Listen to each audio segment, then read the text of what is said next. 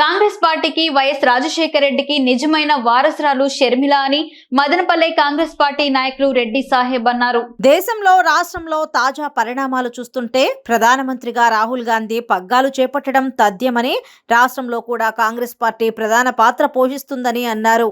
ప్రస్తుత అధికార పార్టీ వైఎస్ఆర్ కాంగ్రెస్ పార్టీని ఇంటికి పంపడానికి ప్రజలు సిద్ధంగా ఉండగా బీజేపీతో పొత్తుతో ప్రతిపక్ష పార్టీలు సైతం కుదేలయ్యే అవకాశాలు ఉన్నట్లు ఆయన పేర్కొన్నారు.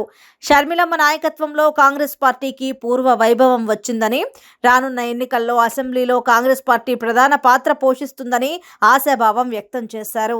ఆంధ్రప్రదేశ్లో జరుగుతున్న రాజకీయ పరిణామాలు, రాజకీయ విశ్లేషణలు ప్రతి ఒక్కటి మనం గమనిస్తే పాలకపక్షం ఇంటికి పోవడం ఖాయం.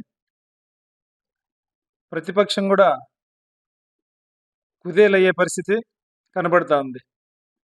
ఒకవేళ బీజేపీతో కనుక పొత్తు పెట్టుకుంటే ఖచ్చితంగా ప్రతిపక్షం కూడా ఇంటికి వెళ్తుంది. ప్రధాన పక్షంగా కాంగ్రెస్ పార్టీ నిలవబోతా ఉంది. నేను ఇది ఎందుకు చెప్తున్నానంటే, కాంగ్రెస్ పార్టీ పేదల, వెనకబడిన తరగతుల పార్టీ.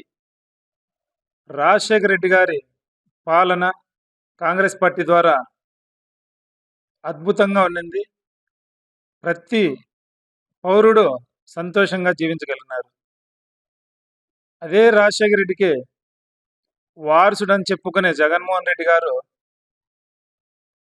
అందరినీ నట్టేట ముంచేసి ఆంధ్రప్రదేశ్ను ముంచేశారు. కరెక్ట్గా చెప్పాలంటే ఆంధ్రప్రదేశ్ను ముంచేశారు. ఆర్థికంగా కానీ, సామాజిక పరంగా కానీ, మనశ్శాంతి పరంగా కానీ ఏ విధంగా కూడా ప్రజలు సుఖ సంతోషాలతో లేరు, నట్టేట ముంచేశారు.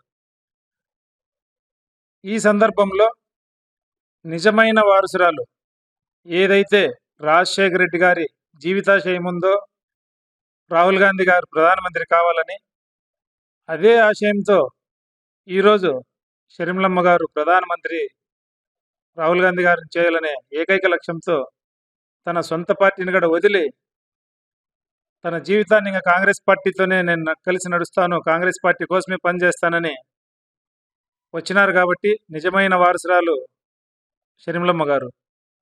షర్మిలమ్మ గారు వచ్చిన తర్వాత ఆంధ్రప్రదేశ్లో ముఖ్యంగా కాంగ్రెస్ పార్టీ పునరుజ్జీవం పోసుకుంది.